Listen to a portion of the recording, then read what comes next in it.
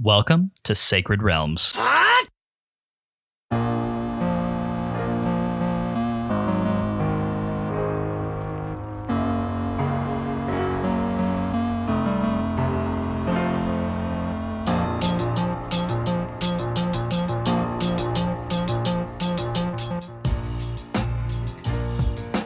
It's a great day in Hyrule, y'all. Welcome to Sacred Realms, a Zelda Retrospective Podcast. I am your host, Lyndon Willoughby, and I'm joined, as always, by my co-host, Matt Willoughby. Definitely a delayed start to this episode. In a weird twist of fate, Matt, you and I were like ready to roll pretty much on time. Which that never happens. Yeah, which anyone who records with us knows that's just like that's a rarity. That's a unicorn of a moment right there. But of course, the universe still felt like throwing a wrench in all of our best laid plans in the form of a faulty USB-C cable that was delivering us terrible audio recording quality. And luckily, we have a guest on tonight who was able to tell us that it sounded terrible. If it had been just you and me, Matt, I feel like there's every possibility that we would have recorded this entire episode and not have known. Yeah, and it would have been it would have sounded we would have like, had to re-record the whole episode. Yeah, it would have been a hot pile. Yeah, that would have been really bad. So this is the point where we have to drop a gigantic thank you to our guest of the evening, returning favorite, Mr. Zelda 2 himself, Josh of Zelda Universe. How are you doing tonight, Josh? I'm doing okay. I diagnosed the faulty USB cable already. Yeah, right. Well, and I know you're kind of in the midst of getting over an illness, some seasonal crud. So, hoping that's okay. Yeah, I'm okay. It's Texas. It's just how it goes. When the politics don't get you down, the weather does its best to do the same. Basically. That's how it works. Oh goodness! When it's not the state government or the power grid, it's just the actual weather. Just the rain. The rain or the snow or the hail, whichever one is happening within whichever combination of those things are all happening within the same week, like a 3 to 5 day period. Yeah, that's the life we live. We on Texas a lot, but honestly, I do love living here. Like mostly because my family lives here. Yeah, but we've also never been like directly affected by any of the apocalyptic hailstorms that we all know people who like have very much been affected by those. Yeah, that's true. I have friends and family members who like had cars totaled by hail and windows just destroyed. I mean, yeah, it's like I definitely know plenty of people who have those sorts of stories. Like oh hey, how'd you guys fare with that most recent hailstorm? And they're like, well, grapefruit-sized hail like punctured holes in my roof and into my living room or something. I'm like, jeez. So you got hit by like an ice meteor, which that sounds like a really fun like magic spell. Basically, from Zelda. Basically one of the Exodus plagues was visited on this household. I'm like, well, all right, that sucks. That's unfortunate. That's never what you want. No, Josh, we're super happy to have you back with us. Of course, it was only appropriate to bring you on to kind of usher in our experience with Zelda 2, and it seemed equally appropriate to have you here as we close out our experience with this game, just to kind of neatly bookend things. It felt like there was some nice symmetry there, and as an artist, I do appreciate symmetry, except for in instances where asymmetry is called for. This is not one of those. So I was about to say, I'm giving you such a look that I wish everybody could see, but since we're in an audio format, nobody can see this look that I'm giving you. Look, time and place for everything, and yeah, this was all about the balance of things. It's perfectly balanced, as all things should be. I understood the reference since I'm an artist too. See, there you go. I'm glad that Matt's firmly outnumbered on this. I'm episode glad tonight. Somebody understands you, when you were saying symmetry, I was like, "Are you sure? What about asymmetry?" Yeah, the metaphor didn't have legs in quite the way that I wanted it to, but that's okay. It won't go down as my greatest opening of all time, but hopefully it's also not my worst. But anyway, regardless, jury's still out on that one. Yeah, no. Regardless, very happy to have you with us here, Josh. I know that the end of this game kind of snuck up on me. I don't know about you, Matt, but yeah, I definitely like. We knew that the Great Palace was the last one, and like we knew this was going to be the last palace, of course. But I don't know. It just still felt a little like, oh, it's over. All right, cool. It's over. We did it. Hooray. And that is the big thing. We did it. We did it, y'all. We did Matt it. And I beat Zelda 2. And not the modded version, and we didn't cheat. We did use save states and rewind, but I don't think that really classifies as cheating anymore because it's on a Nintendo console. And it was made that way. Not to cast aspersions against people who have appeared on this show who have used those methods. I'm only casting moderate aspersions at one specific person because he casts moderate aspersions on my favorite Zelda game constantly. So, well, that's fair. Mild aspersions. I will come to Max's defense slightly and say that the mods that he is using to play are actually really tame. There is an extensively modernized, extensively modded version of this game that replaces a lot of things to make it easier and more convenient and more like other Zelda games. Like, so his simple, less damage done, do more damage, whatever kind of thing is pretty tame. And to be clear, my mild aspersions are purely for a fun, joking nature, not an actual aspersion upon anybody's character. We got it. Okay, cool. Just wanted to clarify. In case anyone was worried that Matt was like burning the Max Nichols bridge in real time. Oh, God, no. I like Max a lot, and I hope he gets my sense of humor enough to know that I'm just poking a little bit of fun at him. Yeah.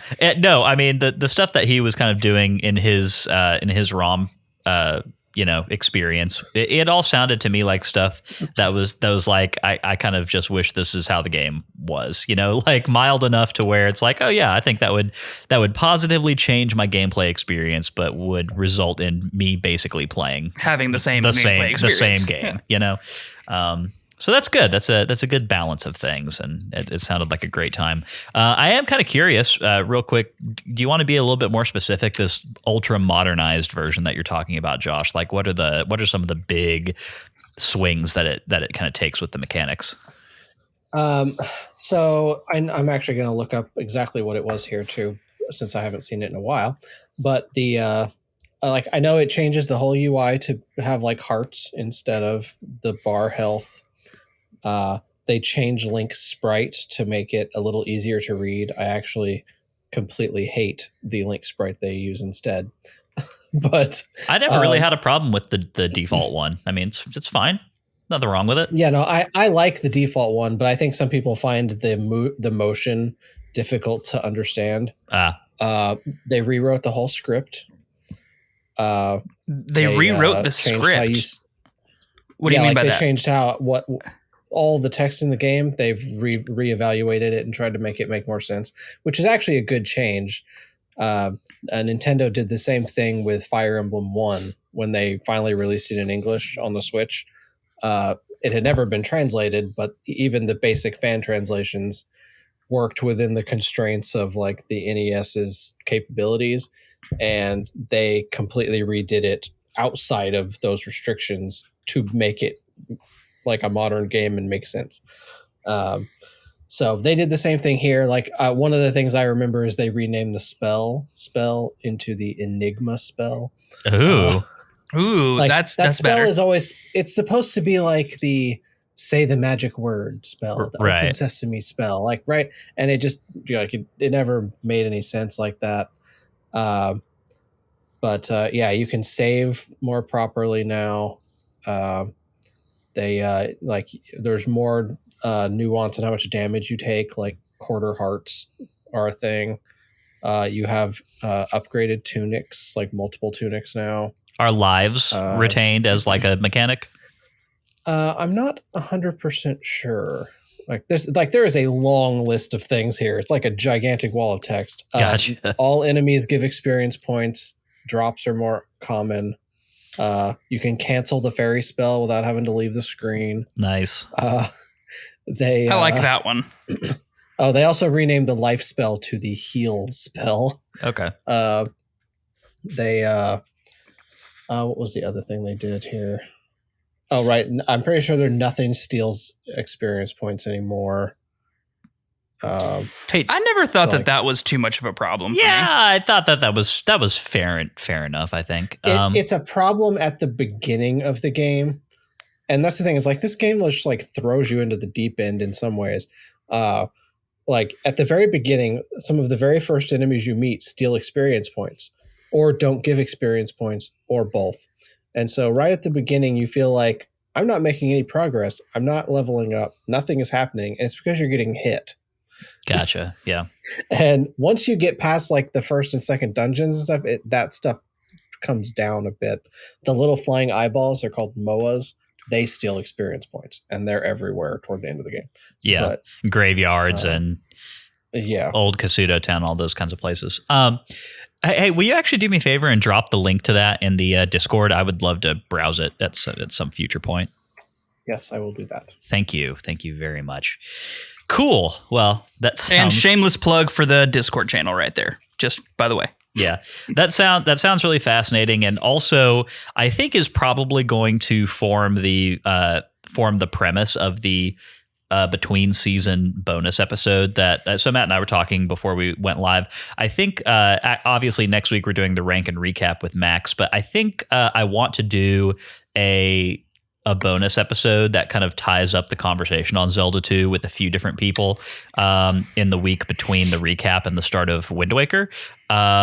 Still need to get that completely firmed up, but you know, Josh, I really want to try and get you and one or two other people all together as like a roundtable discussion in that one, and we'll see if we can make it work. But I think the topic of conversation is probably going to veer pretty close to like what would you do to Zelda 2, like, you know, if anything. I will do some things. I will not do as much as Max and Cody or anyone else you invite.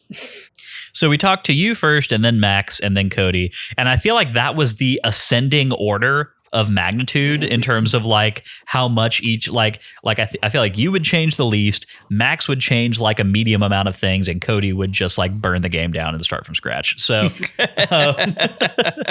so very interesting that it panned out that way. That rough on it, but yeah.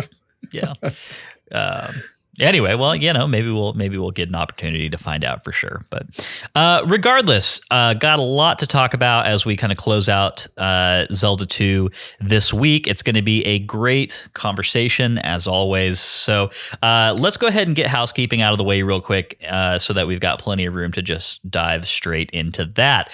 If you didn't know, Sacred Realms is a weekly re-examination of The Legend of Zelda, one little slice at a time. Sacred Realms drops every Wednesday and is available on all major podcast networks. Every week we play a new section of a Zelda game, then we sit down here to talk and to drop our hot takes. If that sounds fun to you, please head over to Apple Podcasts, hit that subscribe button, and be sure to leave us a review. 5-star reviews are greatly appreciated, and they have a chance to get a shout out here on the show. If you want more Sacred Realms in your life, you can head over to patreon.com/Sacred Realms Pod to get access to our Discord channel, listener mail, vote on what game we play next, and so much more. Of course, one of those benefits is that Big Gorin Sword patrons get access to a monthly trading card design. We are pretty much caught up on the artwork for those now, where we've revealed everything through October. We've got 2 for The Legend of Zelda and 1 for The Adventure of Link. And one of those features guest art from the one and only Phil Summers, whose hand-drawn game guide we mentioned quite a lot in our recap of The Legend of Zelda. So anywho, feels good to be finally caught up on those, and can't wait to get into some Wind Waker art. Of course, one of the other benefits that we offer to Master Sword patrons and above is that they get their names read every week here on the show. Those legendary individuals are Chris, Tiffany the Star, Daxel, Patrice, Darknook, Brian, George, Mike, Dylan, Allie, Lennon, Kolku, Rowan, Josh, Nick, Keep It Going, Dante, Gep, Brittany, Davey, Haru, the Mighty, Derek, Albert, Mark, Andy, Cameron, Tyler, Ben, Daniel, Nick D _TV, Travis, Christian, Jonathan, Hyrule Interviews, aka #1 Zelda historian Max Nichols, Garrett, Andrew. These are the most legendary of individuals. We could not make this podcast without their generous support. They are, to a person, all excellent. But without further ado, let's talk about what we played. We do that every week in the Sacred Realms Rundown, which is a 6-part analysis of what we played this week and the feelings that it made us feel. Today, we are covering The Adventure of Link, Chapter 5, which deals with the final palace of the game, the Great Palace, and the ending of this story. Part 1 of the Sacred Realms Rundown is, as normally, the plot recap as read by Matt. We do have a recurring bit that we do on this show, which is, of course, the plot recap as ad-libbed completely off the cuff by somebody, which is what I'm going to pass over to co-host Matt to do tonight. He didn't know that this was happening. We were gonna record the plot recap after the fact in a day or two before the episode goes live. But you know what? I really feel like holding Matt's feet to the fire right now. So we're gonna let Matt roll this plot recap right off the cuff and see what comes from it. And if it's a hot garbage fire, then we'll just cut it and do the original thing. He's getting himself psyched up. He's getting the game face on. He's getting his Rocky sweats on. He's going to go run up and down a few flights of stairs real quick after I shoot this bug away from my beer. All right, you ready? You can do this. You know what? Let's just do it. Let's do it. All right. As we leave the Three-Eyed Rock Palace, we set our sights towards Death Valley, where we know the final palace to be, the Triforce of Courage rests, and the end of our journey and the rescue of the princess. Before we go, we decide to swing by the nearby ghost town of Old Kasuto, where we find an old man in the house there, the only resident of the entire village. He imparts on us the most powerful of all spells in our arsenal, the Thunder Spell, which he tells us can kill any enemy with one shot. However, it does use most of our magic, even at full upgrade. Taking our new spell, we head off towards Death Valley, or the Valley of Death, whichever you prefer. Making our way through another checkpoint of Lizalfos and Moas, we come to a barren, desolate place full of enemies and more paths of rocky terrain, and leading into a system of caves, which is full of more Moas and new enemy types for us to fight. We find ourselves continually challenged by the enemies in our path, but with perseverance and strength and liberal use of our many magical abilities, we make our way through the caves in Death Valley. Finally, we find ourselves at the Great Palace, and we enter in with trepidation. This palace is the most sprawling area we have ever visited in either of our adventures, even more so than Ganon's fortress within Death Mountain. There are paths that lead to dead ends. There are dozens and hundreds of enemies, including 3 new enemy types that push us to the very limits of our combat abilities. Let me pull up their names. The Fakaru. Is that how you pronounce that? Is that right, Josh? Okay.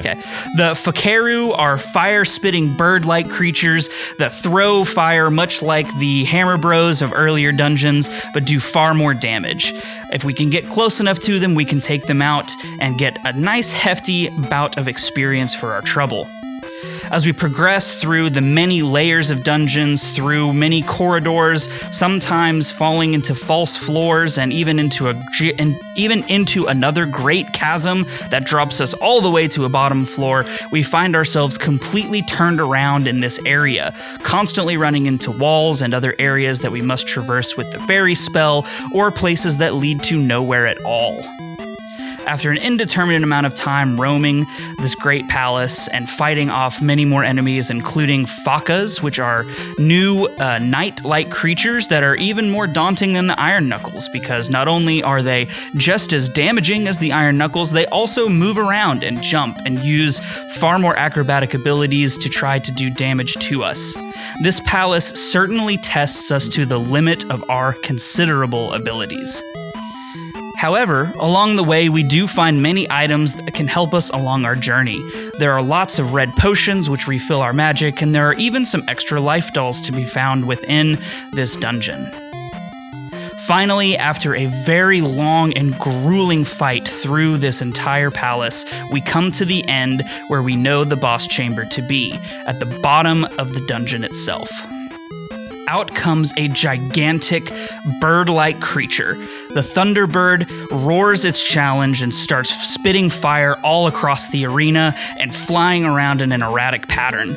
As we attempt to do damage to this creature, we try everything from our upward thrust to our downward thrust. And finally, in desperation, we use our Thunder spell, which we know to be the most powerful of all magic. And the creature changes from red to blue, and we can finally see a place to do damage. Its head has protruded from its body, and we know from our various adventures through most of the other palaces, when in doubt, hit it in the head. So we activate our jump spell and continue jumping around the arena, trying to land a hit on this massive creature. It continues to move erratically and quickly, spitting fireball after fireball, and the more damage we do to it, the faster it moves and the more fireballs it throws.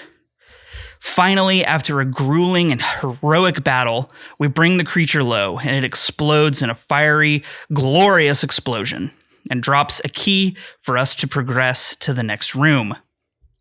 Picking up the key and licking our wounds, as we are very low on both life and magic, we proceed into the next room, where we see the Triforce of Courage, and an old wizened man sitting atop the room.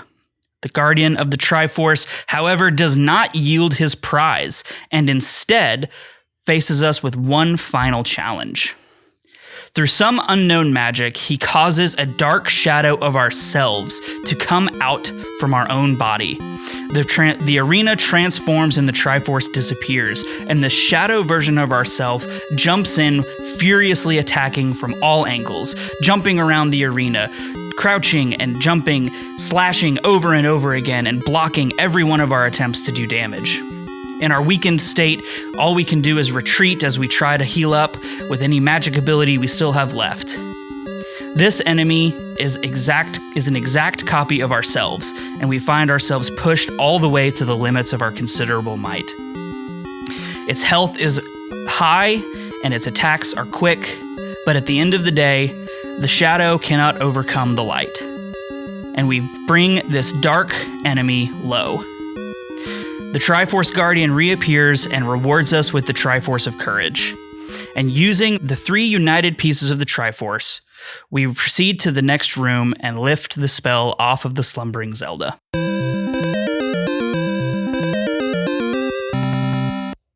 She awakens and thanks us and christens us once again the hero of Hyrule.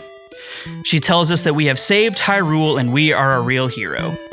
And as the curtain around us lowers, she goes in for a little smooch. Or something. And so our story ends, the princess has been saved, and the Triforce has been reunited.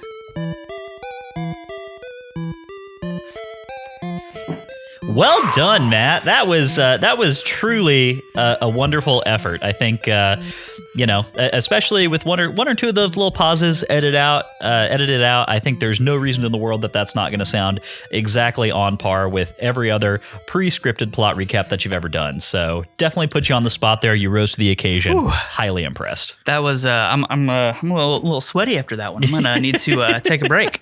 Woo. I give you a hard time on using the wrong names for things sometimes, and I'm pretty sure you actually got it all right this time. Yes, let's go. There was one thing. Actually, there were 2 things I thought might slip you up somewhere, and you got both of them. I was waiting for you to more or less. Yeah, I was waiting for you to need 2 or 3 tries on Old Kasuto Town. Yeah, I almost did. I was about to go Katuso. No. It's Kasuto. There we go. Got it. You got it in one, Matt. You got it in one. Whew. All right. That has been the plot recap. Excellently read. Let's get into part 2, which is our takes, in which we talk about this section of the game and how it made us feel. So, Josh, I'm going to send it over to you first. How do you feel just generally about the way that this game closes out, like just the final chapters of this game, of course, without getting too specific about the dungeon, which I understand is most of this, but still. I mean, there is still the Valley of Death, right? Which in a lot of ways, I might be my least favorite part of the whole game. I think it's probably harder than most of the palace in a lot of ways. I mean, there's no way it's harder. It's not even close to as hard as Death Mountain. Maybe not. It's just maybe it's more annoying, maybe I should say, than a lot of it. And it's like I will say I've been meaning to bring this up in the Discord or somewhere, so I guess we'll bring it up now. I think that the talk of having to walk back when you die and go to North Castle is a bit overstated, since you get the hammer and there's like a yellow brick road that takes you right back where you need to go. Like, there's not a whole lot of backtracking to do until this part. If you don't make it to the Great Palace and you die and go back to North Castle, you have to, like, getting to the raft is, you can do that without fighting anything, right? But then you've got to go through that whole thing where they throw rocks at you from the fence and go through the forest full of all kinds of ghosts and whatever, and then start the Valley of Death all over again. And it's a pretty rough walk just to get back to the Valley of Death, and then you have to get through the Valley of Death. So without save states, without rewind, and without another trick, it can be pretty rough to just get through it at all. So I'm not real happy about that. I love Kasuto Town. I like the like, I know you talked about getting the spell and all of that last week, but this town was destroyed by the monsters. We had to flee and go somewhere else, but that you still have to do both of them. Like, I really love Kasuto Town. It's a little bit curious that they didn't use that name again. You know, all the other town names have been reused. Like, in a lot of ways have become some of the most famous names in all of Zelda. And if Kasuto had been a sage or something in Ocarina of Time, Matt wouldn't be mispronouncing it. You're exactly That's right. fair. I really blame the creators of Zelda for not reusing this town name, because that's why I keep mispronouncing it. Well, and it is notable. I mean, to your point, Josh, I feel like the nomenclature for so many recurring things in the series throughout its entire history after this game begins here. You know, the naming conventions for a lot of things, you know, towns, obviously those, you know, the names of the sages kind of continue recurring and whatnot. But there's a lot of lore that's established in this game that is kind of like touched on in later games. And you're right, Kasuto is kind of like the outlier here. I'm pretty sure it didn't even get like a name drop in Breath of the Wild.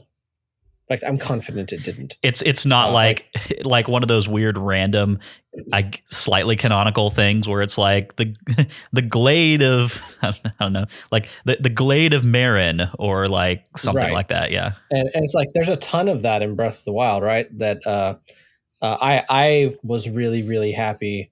I was happy with Maze Island. I was so excited about that when I saw it. But also, there's a Rauru town, the Rauru Town ruins. Yeah. And to a lot of people, that's just, it's a name drop at Rauru from Ocarina of Time. And to me, it's like, it's Rauru Town from Zelda 2. Right, yeah. But yeah, like they didn't, Kasuto has never been anywhere. And like, I'm sure they name drop every other sage in Breath of the Wild, or all of the sages somewhere in Breath of the Wild. So, and to your point about this whole situation where we have these two towns and one of them is kind of the newer version and the old one is ruined, I really liked that as a story beat as well. It's an extra layer in this whole world, and I thought that it was really well done. That is, of course, a thing that crops up in some other Zelda games too. I'm thinking primarily of like when we get to Twilight Princess, you know, we'll have Kakariko Village, and then later in the game you have to visit like the old town ruins, but it's like it's pretty clearly the ruins of old Kakariko, you know. Yep. So this is a thing that kind of happens in other places as well, and I agree. I think it's really cool. I love old Kasuto Town. You know, it is just a little bit challenging because, you know, like we said, we've got MOAs flying all around that place. But at this point in the game, those are pretty easy to deal with between downward thrust and upward thrust. And I felt like this was one of the areas of the game where I was having the easiest time imagining this as like a space. You know, we talked a lot in Zelda 1 about how there was enough there for us to visualize what it would be like in a translation from 8-bit to like, real life. Like we could make that imagination hop. And that has not been true of a lot of Zelda 2 for me, but it was true in Old Kasuto Town, and I did enjoy it. Yeah, I think that like where I kind of come down here is it was not nearly as frustrating to me as Death Mountain, but I feel like it has some of the same frustrations as the eastern portion, the southeastern portion of Hyrule. This peninsula. I don't know. What have we christened this peninsula anything? Because I don't know. Other than East Hyrule. I'm glad you said that because I kept meaning to look up if it's actually called something. Yeah, I hate calling it East Hyrule because that's like sounds weird. It might actually just be called that though. Oh, well, there you go. So the southern portion of East Hyrule, that's a mouthful. Where last week we talked a lot about how just the enemy spawns are exponentially increased, it feels like. And this section felt even more than that. A lot of combat checkpoints. And man, like, I don't know what it is, but that just kind of was frustrating to me. And while I enjoyed some of the combat checkpoints earlier in the game, just because it was a little bit of a break in the overworld. For me, this almost went too far the other direction. Also these blue Lizalfos or whatever they're called, that are in the Garu. Okay, these blue lizard people that throw the unblockable axes or maces unless you use the reflect spell. Why do all blue enemies? This is just a common complaint. All blue enemies of the Iron Knuckle lizard people, Dyra, like all of them, they just back up from you. Like all the way off. Like I was fighting one in one of these caves that backed up off screen. Like just completely happens. Out of the screen and then just like disappeared. And I was like, okay, cool. I guess I win that fight. I don't know. I don't get anything for it, but I don't really care at this point. Back onto the screen. If you like back up, they'll walk back onto the screen. He did not. If you're just trying to get past it, you can just leave. Yeah, that's exactly what I did. Like as soon as I started walking the other way towards the exit and he didn't come back out. And I was like, okay, bye. So yeah, I don't know, man. Yeah, it was Eastern fine. Hyrule, by the way, or the nice. Eastern continent. Nice. There we go. Go me. To that point, Matt, I think that this goes to a larger point that I've got about the combat in this last chapter generally, which is that having all 8 levels unlocked for all of my main abilities, attack, life, and magic, and knowing that the next upgrade was going to go to nothing other than extra lives for Link, and that it was going to take 9,000 XP to get to that point, I felt much less incentivized to kind of fight out a lot of these encounters as I have earlier in the game. And to the point where like a lot of these, like these blue lizard people that we're talking about, I truly did avoid combat with most of them. Yeah, I beat 1 or 2 of them just to say that like I did it, and I'm not trying to like get out of a hard time here, but yeah, I definitely was not in the mood to just grind out all of these guys because it seemed like the reward for doing that was going to be nothing more than just being able to say that I did it for the most part. And that kind of held true because even though I was fighting a lot of stuff in this back portion of the game between the Valley of Death, Kasuto Town, the Great Palace, all those places, I still beat the game with like 2,000-ish experience left to my next level up. Yeah, so did I. And I felt much the same way, Lyndon. Like even after I accidentally explored pretty much the entire Great Palace without meaning to, I was still 2,000 experience points away from the 9,000 needed, right? And yeah. I was like, I just don't want to go grind a room of raw heads for this. Like, right. I don't want to do that. So I didn't. No, it's definitely very possible to get to the Great Palace without having 888. So like, it's not a requirement to beat the game to have that. So if you're having that kind of trouble, it's like the Valley of Death is almost just like the checkpoint to make sure you're skilled enough to do this. And you can get a lot of experience points fighting your way through the Valley of Death. And also, like you said, you got 2,000 experience points in the palace. So it's like, it's almost intended as like a finishing touch if you really need that extra level. But with it, especially nowadays, as challenging as the game is for folks, that like I sit around and grind a little bit. I think I told you all my favorite place to grind is right there outside. I think it's Naboru Town. There's jumping Tektites. Right. I like to fight the Tektites with the fire spell, get 150 experience points, occasionally a pea bag, and run back to town and heal. And I'll sit there and grind out a level or two. I usually don't do more than that because it doesn't feel necessary, but that's my catch-up point. And so but I still have on occasion got to the Great Palace and not had 888. So interesting. Yeah, it's like if you hit 888 by 3i Rock Palace, especially, then combat kind of feels like a waste of time. The entirety of the level grinding that I did in this game was done in dungeons. I did not. There was not a single point of this game where I was grinding for levels in field encounters. And I don't know. Yeah, I mean, this is a thing that I've kind of said in past episodes, but I really feel like one of the things this game does well is, as long as you're fighting most of the things that you encounter in dungeons and kind of like trying to get some experience off of a lot of these dudes, specifically in, I think it was Maze Island Palace with the sorcerers, which give you 200 experience per kill. I really felt like the game was doing a pretty good job at like, giving you enough stuff to level up as needed with just a little bit of effort. And so I still think that was a really nice balance that was struck throughout the entire play experience. I think that for me, the biggest thing about this was, if anything, I think that the way that this all should have happened is that the structure of the Valley of Death should have that should have been Death Mountain. And then Death Mountain, as it is, should have been the lead up to the Great Palace with like a heal checkpoint of some kind before you go into the palace itself. I think that would have been a bit more appropriate and felt a bit more climactic going into this final palace of the game. But that's a coulda, shoulda, woulda thing, I suppose. Just a little piece of criticism on my end of things. Also, it would have had a nice symmetry ending the game at Death Mountain both times, but also could have caused some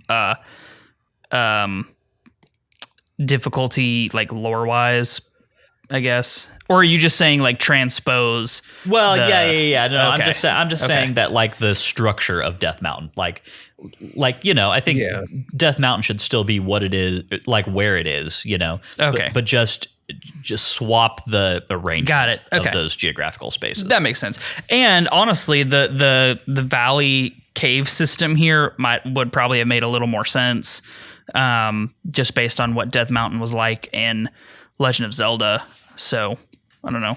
Yeah. Not that I think that's a consideration that should have been taken, but it would have been a nice little bonus material, I guess. It's like we talked about how Death Mountain is like where people quit the game, right? It's like it moving just that whole cave structure, essentially kind of idea, to this end of the game makes a lot more sense than road blocking the very beginning of the game with a multitude of caves, a maze of caves, essentially, with a bunch of difficult enemies in order to proceed. But of course, the counterpoint to this, just playing devil's advocate against my own point, is... I was about to say, you devil's advocating yourself here? I am.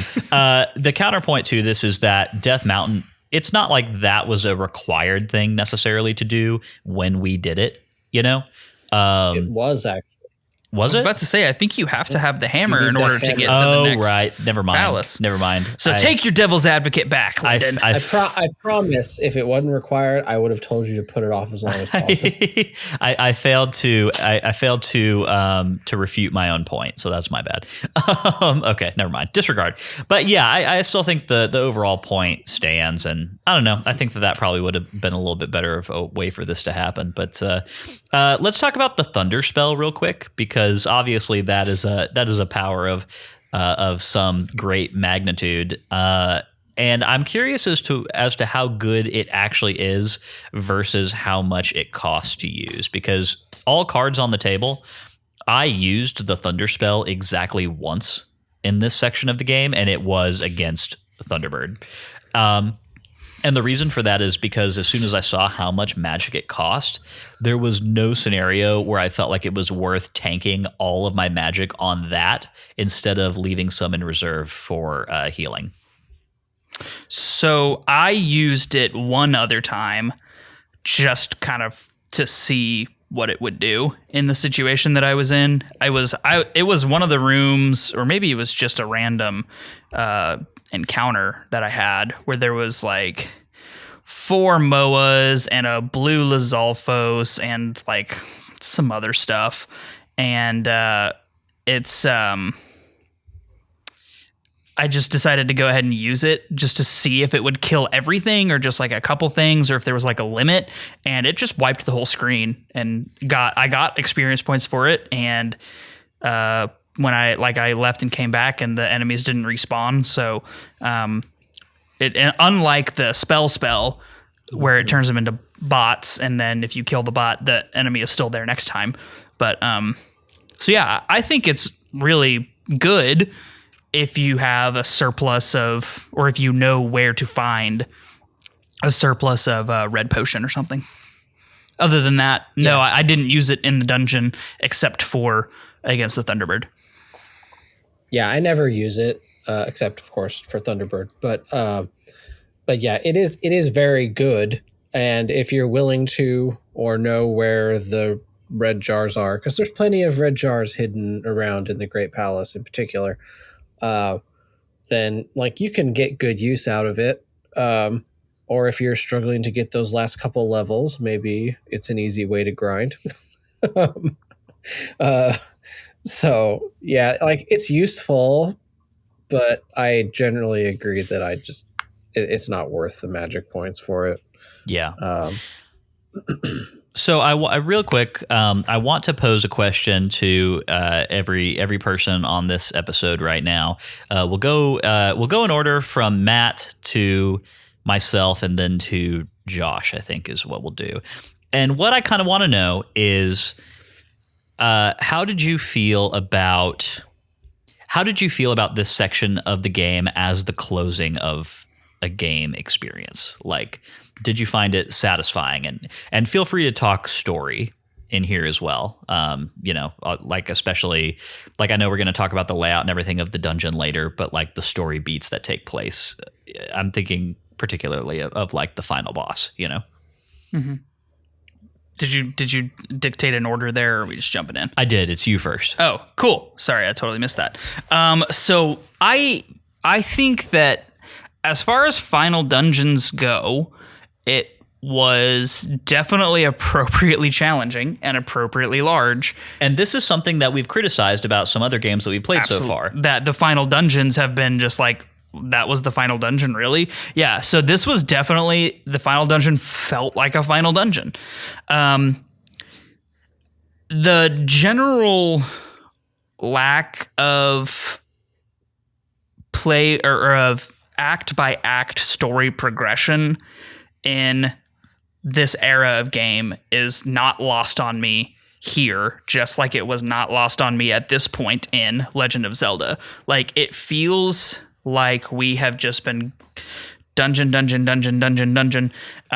and more so in these last two where we had, dungeon, small town, dungeon, ghost town, dungeon. Like the story felt like it kind of ran really quickly to the end. And I actually told you this before we started recording. I was like, I beat Shadow Link, Dark Link, whatever you want to call him, and got the Triforce. Either of those. What's he called? He said either of those. Oh, yeah. Oh, okay. I thought you said neither, and I was like, there's no way I got that one wrong. Oh. I said neither. Oh, see? I thought that's what he said. Bad. I misheard. I'll save it for Dungeon Map. Okay. Okay, so anyway, you beat whatever that thing is. I'm going to call him Dark Link because that's what I think of when I see him, mostly because Ocarina of Time, Dark Link.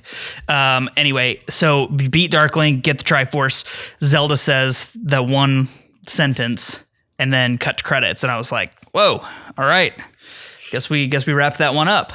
And there you go. Like, I don't know. It just felt very... It felt like the rushed ending of a movie in some ways, I guess. Gotcha. I think that overall, I think that there's, even though I agree with you, Matt, that I really miss a lot of the more expansive storytelling opportunities that are afforded in later Zelda games, in both the last one and this one. I miss that for sure. I do think that the overall story that's being told in Zelda 2 is still a pretty cool one, just on paper. Like if you were to write down like a synopsis of what it is, I think it's cool. And in some ways, I think it's actually even a cooler story than Zelda 1. And so coming to the conclusion of that, I did have some enjoyment in it, especially just because talking again about lore ramifications, seeing the physical Triforce of Courage represented here at the end of this game is a huge deal in the world of Zelda. And I definitely appreciate any opportunity in any Zelda game where we're able to acquire that specific piece of the Triforce as Link, which happens several times. This, of course, would have been the first incarnation of that. So I thought that was cool. But, definitely agree. There's a sense of anticlimax as you sort of get to the end of this game. I do really enjoy the feel and vibe of the Great Palace. I think that honestly, if we're being completely objective and fair, I think we would have to put this decently high up on the ranking of final dungeons that we've played so far. I don't know that I would agree with that. Yeah, I don't know that I enjoyed it more than Ganon's Tower in A Link to the Past. I think that's still probably I wouldn't. Yeah, that's still probably my favorite of all the ones that we've played. But I certainly enjoyed it more than Ganon's Tower or Ganon's Castle in Ocarina of Time. Enjoyed it more. It's not really a fair comparison, but enjoyed it more than the Windfish's Egg in Link's Awakening. Right. And I definitely enjoyed it more than what's the name of the Skykeep? What? No. Well, yeah, definitely more than Skykeep. But what's the name of Ganon's dungeon in Zelda 1? We just played it. I already forgot. It's just called Death Mountain. Yeah, it's just called Death Mountain. Okay, cool. Yeah, so definitely enjoyed it more than that. And yeah, I think that it's like a good culmination of dungeons in this dungeon experiences in this game. It felt appropriately challenging. We'll talk about that more here in a little bit, but I from a lore standpoint, I love seeing Dark Link or Shadow Link or whatever that is here, for the first time.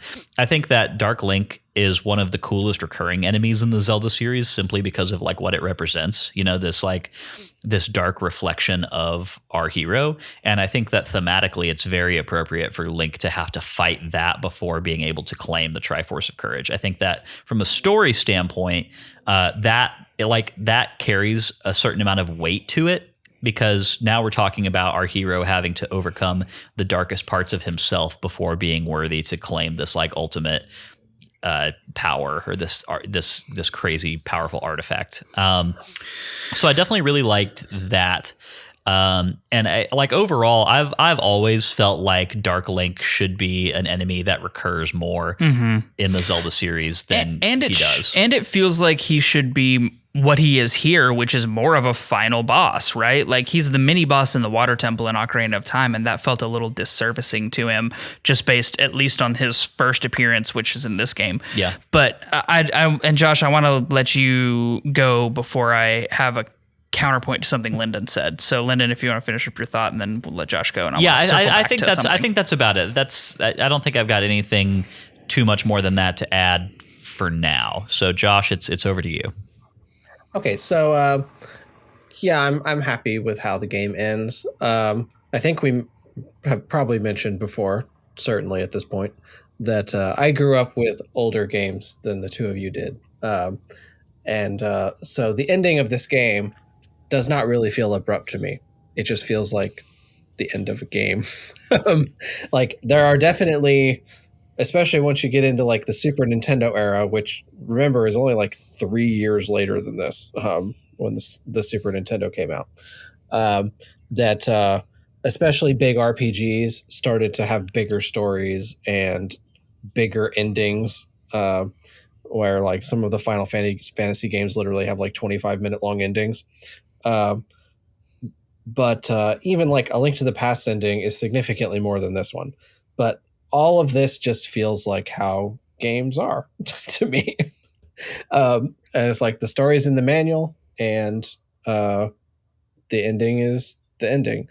But as far as like how it's paced out otherwise, I said before, I don't really like the Valley of Death, like at all. I don't like that part of the game. But the Great Palace, I think, is fantastic. The final bosses are fantastic, and I love the old Kasuto, new Kasuto stuff going on right around this time. So, Matt, feel free to go ahead and counter my point, or whatever you wanted to tell me I was wrong about. Yeah, so I'm not necessarily wrong. I think that the gathering of the Triforce is definitely a cool story beat. What I still don't fully understand is the importance of this ancient, eternally slumbering Zelda. Like, why is it important that we rescue her? Don't we have another Zelda around somewhere? If we don't, you do. What? Yeah, exactly. Like, why are we doing this? What is the point? Why is it important to awaken her from her slumber? And like, we don't get those answers really. And I just like that part of the story doesn't feel necessary to me. You could literally have made this entire game without Zelda being the object of rescue. Literally, you could have just made this story of, oh dang, the third piece of the Triforce is now recoverable for the first time in history. It's probably be pretty great if we went and got that before Ganon or his minions did. So let's go do that. Seems like a pretty good reason to do that. I don't think you need Zelda in this story at all. Yeah, like it was certainly far more common back then for games to just be, about a damsel in distress, right? That game creators tend to avoid that more readily nowadays. So like it's not out of place in that era for it to have just been designed that way. But I think it was the way they ended up putting the timeline together in the end makes it not make a lot of sense, but in the context of just when they made it, it's a cool backstory for why the princesses are named Zelda, right? And so it's kind of special to rescue the eternally sleeping Zelda, just because it's like you didn't save Princess Zelda, you saved the original Princess Zelda. I guess that's like, fair. How many Princess Zeldas have there been since then? We don't know. Now we have a timeline that can kind of tell us maybe it really hadn't been that long. But like in the context of just Zelda 1 and Zelda 2, it could have been she's been there for thousands of years asleep in the castle. Yeah. And no one could open the door to even find her until Link was born. And I did. I failed to mention the bit with the Triforce. Like the ending scene of this game I love. Because it's the first time in the entire series history where what we now recognize as the complete Triforce is shown. Yeah. It's the first time Link ever obtains the whole Triforce. And like in the context of what we know today, it would be like he made a wish on the Triforce to awaken Zelda. Which is not, they don't establish that the Triforce is for granting wishes until A Link to the Past. Mm-hmm. But like nowadays we can recognize that that's what he did. And so I really love that scene where he's just in North Castle with the three pieces. So wait, did you go back to North Castle from the Great Palace? Yes. The end cutscene takes place back in North Castle. When does that happen? When you in a black screen. I was about to say, like, it goes straight from claiming the Triforce of Courage to awakening Zelda. Did you want to walk all the way back out of the palace? No, but I could have used like a cutscene or like a little thing of Link walking over there. I don't know. Yeah, that's where you get smooched. That's where Zelda's been this whole time. Yeah, I know that. That's why I thought it was weird that we were awakening her in the Great Palace. I was like, that doesn't make sense, but okay. Well, there you go, Matt. Yeah, you were not awakening her in the Great Palace. I guess that makes a little more sense then. Does anybody have anything else that they want to say in our takes just kind of generally about this last section of the game before we move on to the dungeon map? I have a trick to share with you. Do it. That was mentioned, I think, behind spoiler tags in the Discord, and that I'd have deliberately not shared with you so that it wouldn't ruin your experience. There is a trick that you might use when you play again. Almost all of those invisible block areas where you walk in, there's just like, oh, it's a battle scene now, like the ones that the Valley of Death is riddled with. You can get around them if you know where they are, and in the case of a lot of them, you could just walk into them and then walk back out. Wait for enemies to spawn. If an enemy spawns and walks over that square and you walk on top of the enemy, you'll fight the regular enemy and you can skip the whole battle scene. Which makes getting through the Valley of Death significantly easier. You still have to do the cave. You can't skip caves with it. But you can skip that. When you're going to Daronia Town, there's like 3 hidden things you have to run through. You can skip all of those. You can't skip the guys throwing rocks at you because it's on the yellow brick road. Yeah. I was going to ask you that. Yeah, I was like, you can use this to skip a lot of those annoying sections otherwise. So a neat trick for future playthroughs. Definitely glad to know that now. Also glad that we didn't know it for our playthrough, just in the interest of like playing the game it like appropriately or the correct like quote way, this first time that we're doing it. It is a thing you can accidentally learn, right? Or just accidentally do. Like it's perfectly possible, especially on the way to Daronia Town in that little corridor in the mountains, to just accidentally have an enemy spawn and walk over it. And you would never know otherwise. It's maybe unlikely you would skip all of them both on the way in and on the way out. But it is perfectly possible to skip some of them on accident. I found that, and that has actually happened to me before in the overworld. I didn't know that it was possible to do it for these enemy spawns, but like a place where I knew there to be like a power bag or a red potion or even a link doll. If I knew it was there, I've had that happen before where I got attacked by an enemy while trying to enter that square and then had to exit, leave, walk, then come back. Yeah. Come back. So I didn't know that was possible on those types of encounters. I didn't know that was possible on the enemy encounters as well. So that's kind of a neat trick. Yeah, absolutely.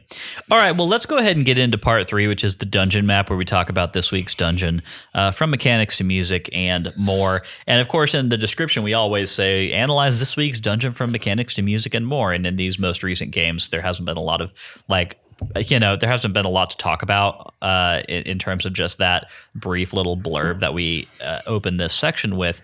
However, this week we do at least get a new soundtrack, and I wanted to start with that, which is just to say that the music that plays in the Great Palace is really cool. And I think I've mentioned several times before how I really like just the generic dungeon theme in this game.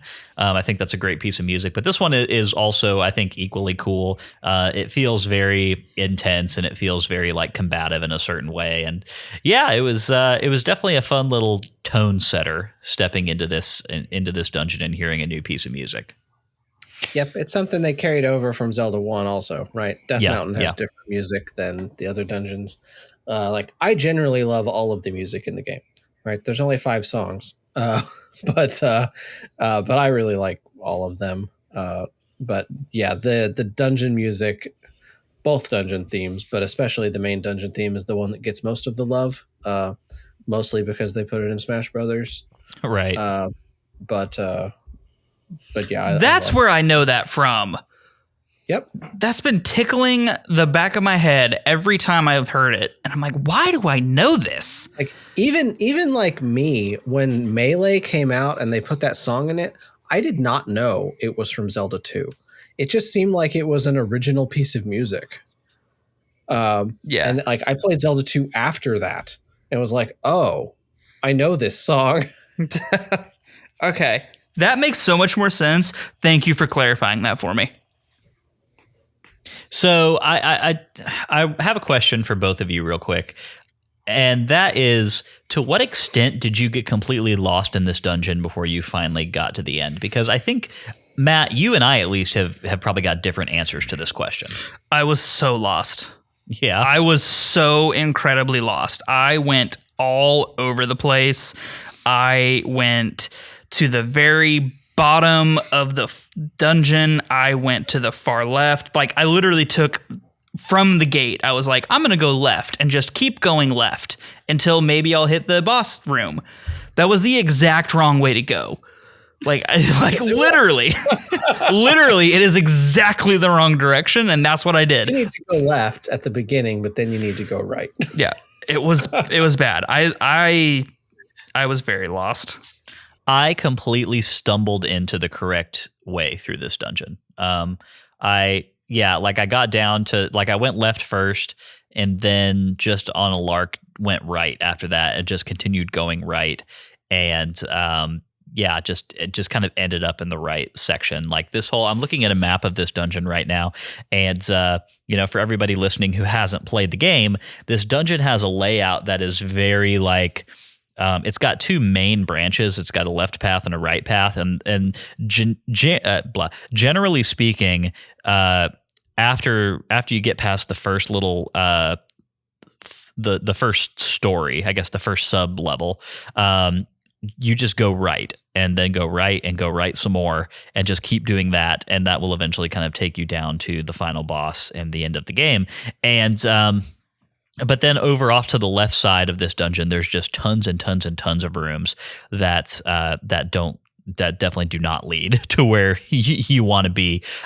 There is a path that will get you, like, if you do go over to the left, then there is a path that will get you kind of back over to where you want to be, but it's like way out of the way from, like, it's far from the quickest way to get there.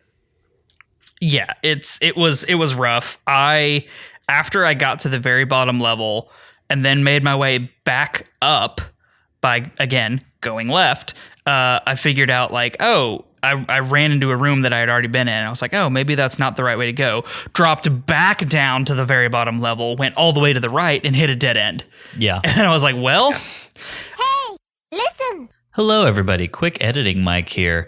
Unfortunately, we seem to have had a little bit of a snafu around this area of the recording. The software that Matt and I used to record into had an issue processing all of the audio past this point.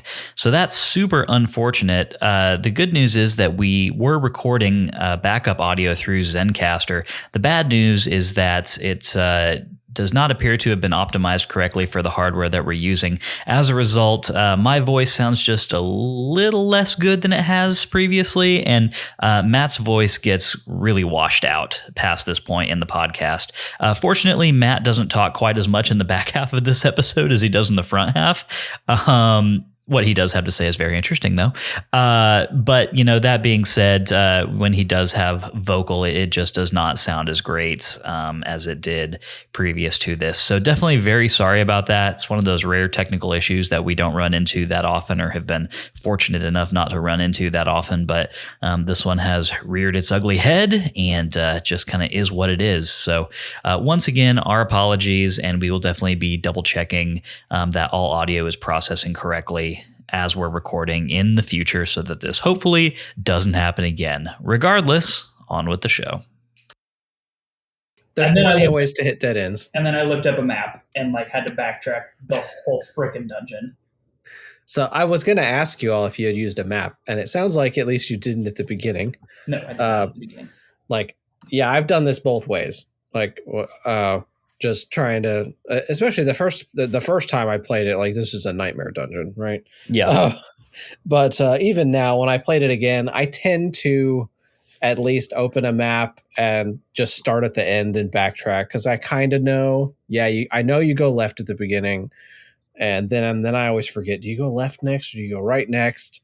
And so I tend to still need a little bit of a refresher, but it doesn't take long for me to play the game and feel like this is not right. There's some of these rooms you just don't have to go in, and you shouldn't see this type of platform. And there's a couple times where you have to jump over a spot or you fall down, through the floor. but I'm pretty sure you only actually have to do that once. So when you start having to do it 2 and 3 times, there's like bells in my head that are like, you did not go the right way. But yeah, I tend to use a map to at least refresh my memory, just so I don't waste 4 hours of my life wandering this thing. So let's talk about the enemies that we fight in this dungeon, because I think one thing that I kind of came away from this dungeon feeling was that overall it was not the most challenging one from a combat standpoint. I think that the density of enemies, for one, is kind of way lower here than it is in some of the other ones. Of course, there are some new enemy types that we mentioned in the plot recap that are difficult in and of themselves, particularly what are they called again? I've been calling them the Waka Flockas, but Yeah, They're called Focus. Focus. okay, cool. Yeah, Focus. The Focaru. You don't have to bleep that. Exactly. The Focarus, I actually didn't find all that hard. No. The fire spitting birdie things, as like they're easier to get close to than the Hammer Bros. Yes. And then you just smack them. The red Facas were fine. The blue Facas were annoying because sometimes they'll jump and like they'll do an underhanded throw, but it's in the hitbox of your upper body, but it doesn't look like it is. And so I was constantly getting hit by that, where it was like I'm crouching to block, but it's in the upper body hitbox, not the lower body hitbox. And like that happened to me so much, and it was so frustrating. So backing up to the Focaru, which, just throw fireballs, right? Getting close to them tends to not be super hard. They do hop back and forth, which means if you get too close to them, they'll still hit you. Which, like the Guma enemies, the Hammer Bro guys, do not do that really. Right. And then the other thing is that their fireballs are a little unpredictable. And they can travel. Because some of the fire will like dance and move around. And not in I spit the fire to the right, so it's going to move to the right. It's like they spit it to the right, and then it starts walking left toward you. So even when you're standing right in front of a Focaru and you think the fireballs are going over your head, they can still hit you. Like the fire will land behind you and hit you from behind. So you still have to be a little bit careful with them, especially if you're in like a situation where there's like steps. Yeah. It can be a little difficult to get it near them. I actually found I've seen some conversation about the Facas specifically in the Discord channel, and there seems to be a little bit of a disagreement on whether or not they are actually the hardest enemy in the game. Some people feel that they are. Some people still feel that the blue iron knuckles are more difficult. And I really came down on the side of feeling like blue iron knuckles overall are more difficult of an enemy than these guys are. I found that for one, even though what you're saying is totally true, Matt, like occasionally those knives just fly in places that are not easily defensible from. The cadence of their knife throwing is typically a little bit slower than, especially like the blue iron knuckles. They'll get into periods of like massive knife spam, And with the blue Facas, I definitely found that it was easier for me to time my blocking and to get like to really like last longer in a fight with them. And then the fact that they jump is of course frustrating, but I was also finding that was mostly the way that I was able to beat them is by using upward thrusts at the right moment when they're like arced above you. That is the Yeah, so that's I totally agree, Lyndon. I don't think they're harder than blue iron knuckles. I think blue iron knuckles are a lot harder because I feel like the Facas have more opportunity to do damage with less risk, mostly because of the jumping, and then you can just upper thrust them. Yeah, like, I didn't think these were harder than blue iron knuckles. I did find their throwing when they are, arguably within hitbox range, one or the other, to be frustrating. But outside of that, I really didn't think they were that bad. Like the red ones, I thought were easy. So I'm going to be the counterpoint here. Ooh, do it. Because I don't think blue iron knuckles are very hard. The strategy with blue iron knuckles is you hit them once, and that's when they do their knife spam. So you hit them, and then you back off and just block 5 or 6 knives. And then they go back to a slow moving pattern of attack until you hit them again. which is a slow, requires patience way to fight them, but it makes them pretty easy, I think. I don't find them significantly more difficult than other Iron Knuckles. The Foca, I completely hate. The red ones, I can agree, are generally doable. The blue ones, I run. Like, I let them jump over me, and I make a run for it more often than not. I know how to kill them, right? With the upstab, they still hit me. Like, I can't seem to fight one without taking damage. So I'm apparently doing something wrong, but having finished this game like near 10 times now in the last 8 years or something, I am not capable of fighting them. I think they are by far the hardest enemies in the game. Well, and this is the point that I have to once again reiterate that, like, I'm making liberal use of the rewind feature here. Oh, for sure. You know, No, for sure. Even with that, like, I actually did stop for the purposes of being able to talk about it. And I made sure I legit killed a red one and a blue one. But then the second blue one that you came across, I tried repeatedly, just rewinding the whole fight, starting the room over to try again, and was just not doing it, at least not in a way that I was satisfied with, where I didn't come out of it dead, right? Or near death. I was trying to like do it for real and get good at it, and really struggling with it to the point that I was just like, whatever, and left. It's easier to run away. And they give you that opportunity in a way a blue Iron Knuckle generally doesn't, right? Since you can, you don't have to jump over its head; it will jump for you. They will. Those lasers coming at from you behind, you've got to run. But well, and these are also being, I found, placed in rooms that don't have that like common complaint I had with the blue Iron Knuckles, where it's like it's like a low ceiling. And the only way to get past the blue Iron Knuckle is to defeat it in this like low ceiling area, you know? The blue Focas, I found that to not be the case. Like the rooms where you're fighting them typically tend to be like you've got room to maneuver, you have room to move around. And I feel like that's just probably by necessity more so than anything, because their whole shtick where they're like these big agile jumping enemies only works when they have like that space to move around. So right, you can get them stuck under some corridors and stuff, but I also think Iron Knuckles are easier in the small rooms. But to me, being really good at the jump stab, I've realized that those corridors, just the way the rooms are built, is like the perfect height. So to me, it's easier to get the jump stab done on Iron Knuckles in those little corridors than if you have a high ceiling where you have to actually think about it. Yeah.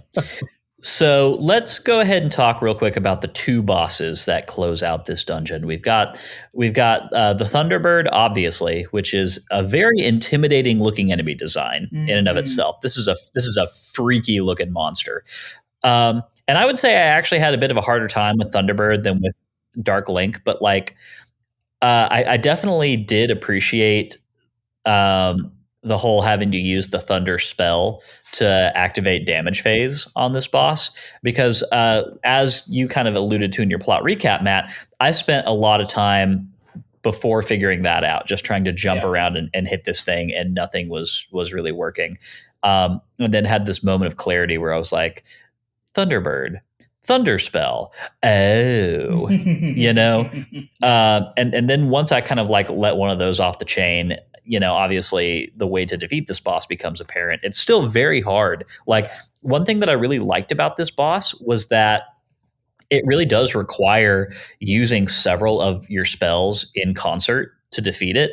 Like, you know, I died to this boss once, lost a life, came back into the chamber. The very first thing that I did was popped shield and jump, you know, because you really do need the extra agility from jump to be able to land your hits on its face. I tried hitting its face with the upstab several times, and it does not work. Okay, I wasn't sure if I was just really bad at upstabbing or if it just wasn't possible, but that's definitely not the way to do this. So Yeah, and then we do get into a little bit of like a bullet hell situation. There's a bit of a Mothula thing that this is doing, where it's like it's just chucking energy balls right and left, and they increase in like density. The more damage that you do to the boss. But overall, I thought a really fun and appropriately challenging boss fight. And obviously, the thing that I was kind of thinking the whole time was, I can't believe that this is the final boss of Zelda 2. And right. It just seems, it's not because it wasn't hard enough or anything. It's just like, oh, okay. This is interesting, I guess. A rando enemy that never recurs. Yeah. It's not Ganon. It's not Dark Link. Exactly. I wasn't expecting Dark Link either, but like. And then of course the other shoe dropped later. But Matt, how did you feel about Thunderbird? Pretty much the same way. I died a couple of times fighting this boss, to the point like I would let myself die and then rewind all the way as far back as I could.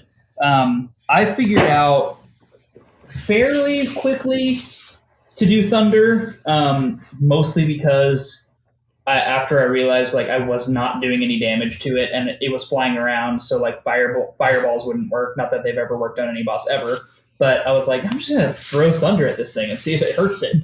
And it then changes to blue, and it's like, oh, I should probably hit that thing's face.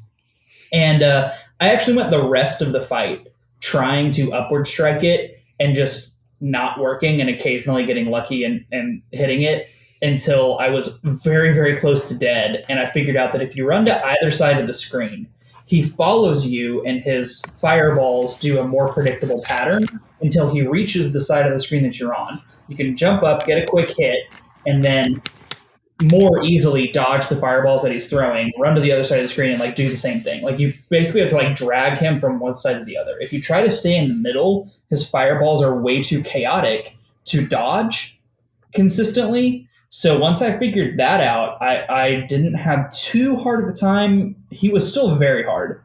And I left that boss room with like 8 magic and like 1 HP. Like I was dead. And I was like, all right, I'm going to go get this Triforce and get this over with.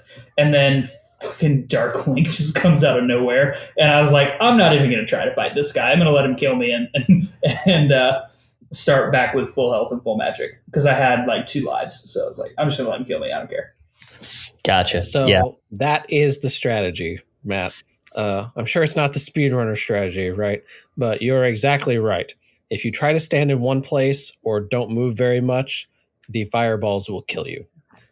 Moving back and forth and making Thunderbird follow you is how you reduce the density of the fireballs, even in the second phase when you just start spitting them constantly.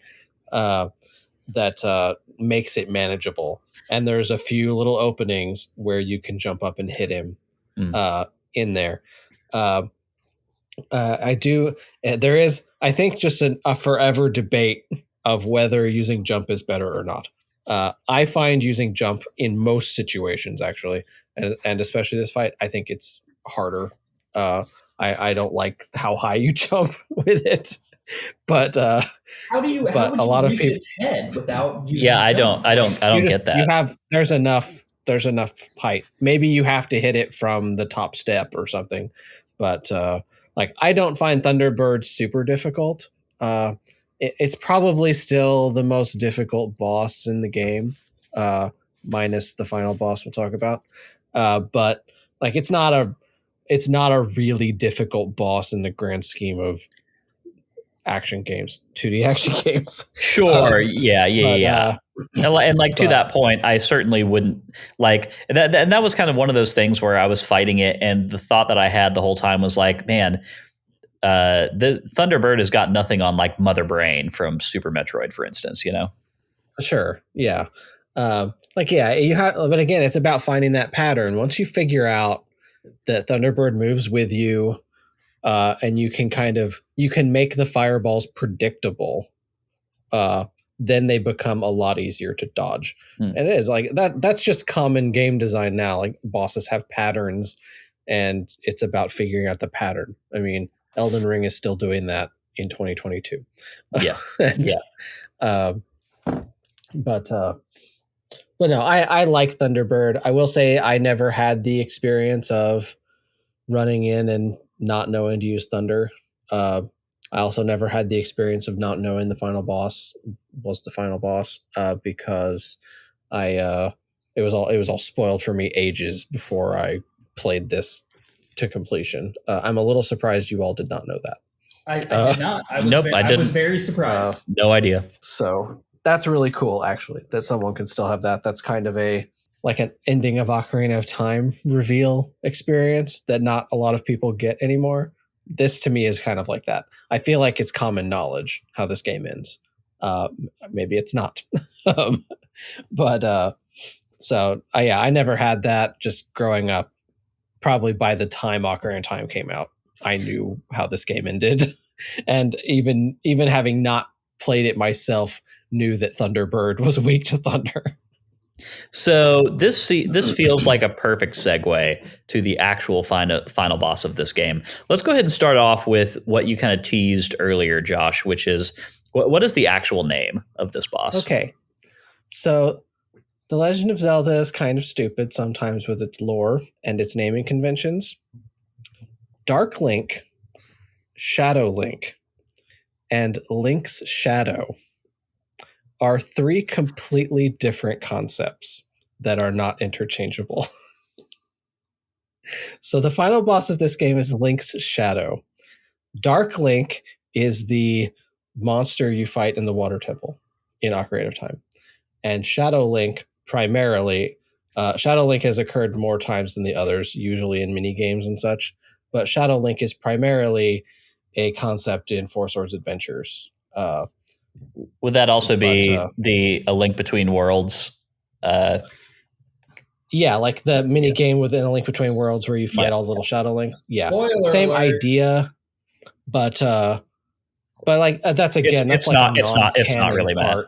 Okay. Yeah, it's not. That's not canon. The canon Shadow Link of a story purpose is in Four Swords Adventures. There is the Dark Mirror spawns them, and so there's like hundreds of Link copies. But yeah, so the final boss is Link's Shadow. So it is literally your shadow, which kind of ties into the kind of well-known origin story that Link is kind of Peter Pan. And Peter Pan wrestles with his own shadow. So yeah, your challenge is fighting your own shadow. That is what it is. Gotcha. Makes sense. Most people do just call it Dark Link. And I mean, that is a very fine distinction, but in fairness, I definitely can kind of see the difference between those two things. If for no other, I think for the purposes of this game, I think it's definitely helpful to contextualize it in that way. Is there any particular reason that the version that you fight in the Water Temple isn't that? Because to me, that's such a non-specific encounter, and it's like there's no real lore around it for the most part. Yeah, I actually was looking this up while we've been talking to see if there was any more to it, but it's not explained, like you say. The only thing I could say is that Morpha, even in the Water Temple, and just what's happening in the Water Temple is essentially a curse from Ganondorf. That's fair. And so that's actually true. It reasons that it is. It reasons that Dark Link is something Ganondorf created, as an impediment to you, where it's kind of a weird detail that's lost both in Zelda and Zelda 2, that like the bosses in The Legend of Zelda are not Ganon's minions. Like, they are guardians there. Zelda put the Triforce in those dungeons to protect them from Ganon. So those monsters are there as guardians. And the same thing is true here. Like, the enemies on the overworld, those are Ganon's minions trying to kill you to get your ashes to resurrect Ganon. Ganon's minions are not in the Great Palace. The old man or any palace, right? Right. They're not in the palaces. Those are guardians that are defending the Triforce of Courage, so that unworthy people can't get to it. And so all of the this boss is just the We can frame it like Skyward Sword, right? In Skyward Sword, a lot of what you do is framed as Hylia giving you a trial to overcome, to prove you're the hero.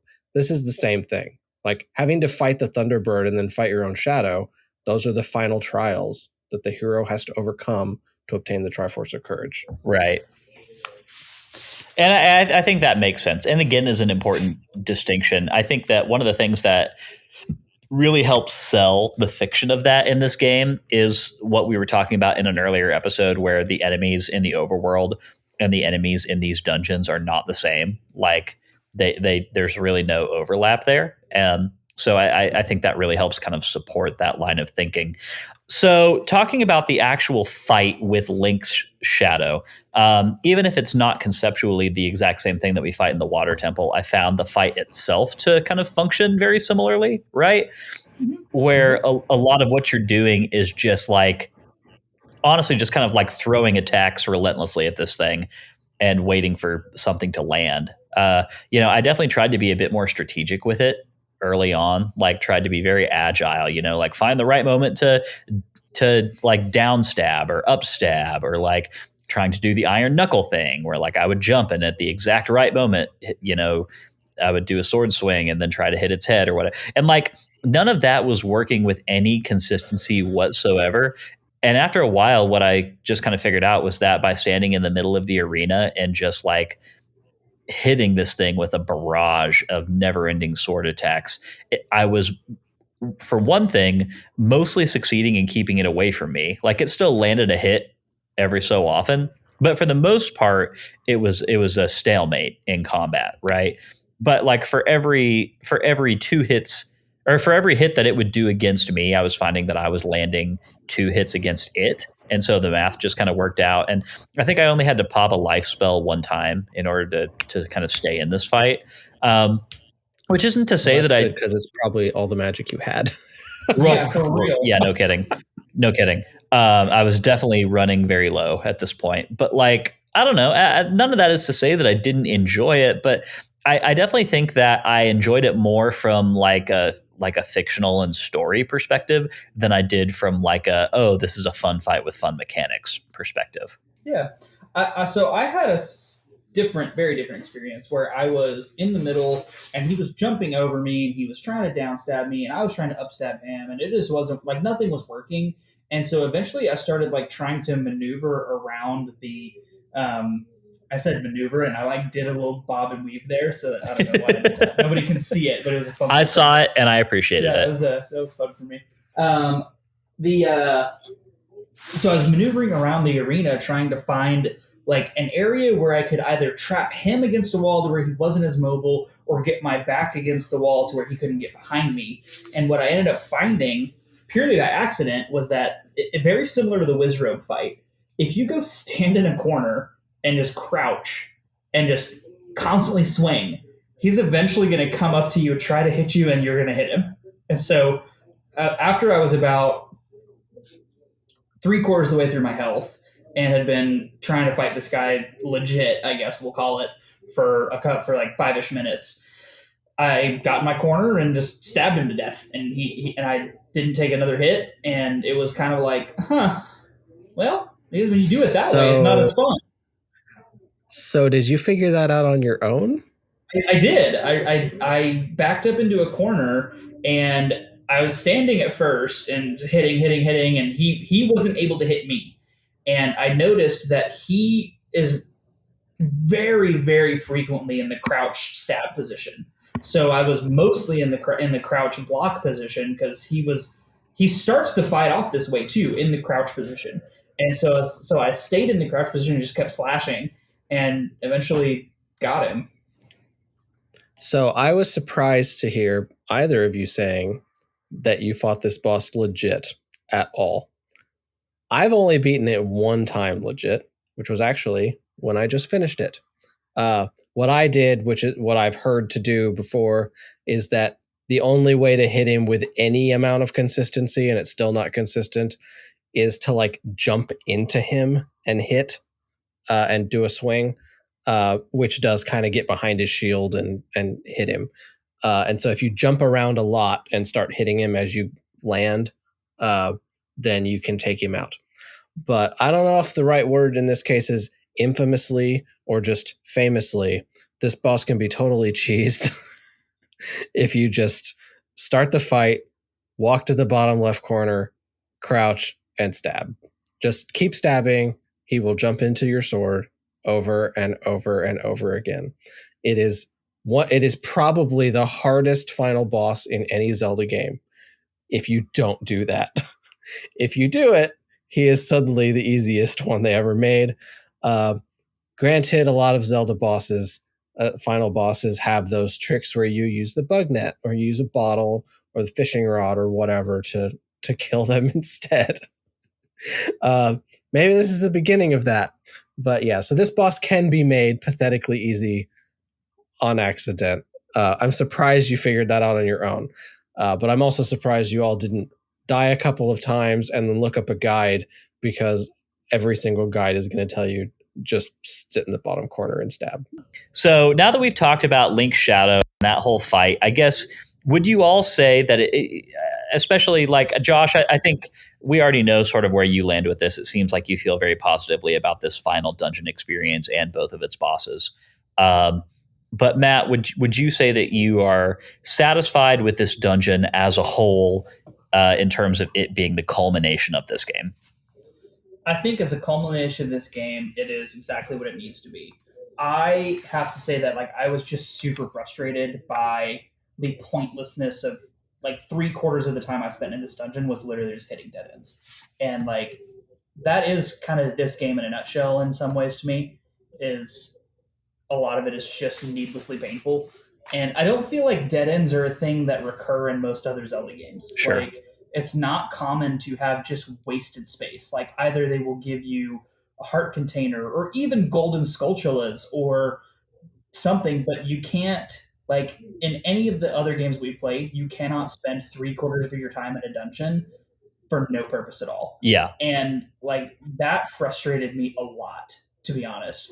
The fact that I spent so much time to do nothing was annoying. Mm-hmm. Once I got into the right path, once I pulled up a dungeon map and figured out where I needed to go and followed the path, even though I was already in an annoyed headspace, I did enjoy it for what it was.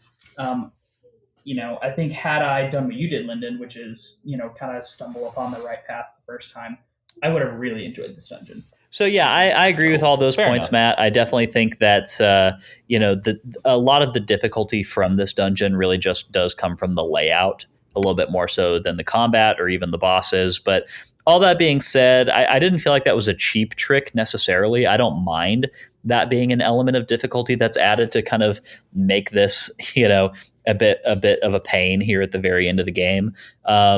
In some ways, I sort of wish that modern Zelda games were a little bit more free with doing something like this, where it's like the dungeon itself is a space in which you can get lost. I don't want that to be something that happens all the time, but as an idea, I think it's interesting and could be expounded upon.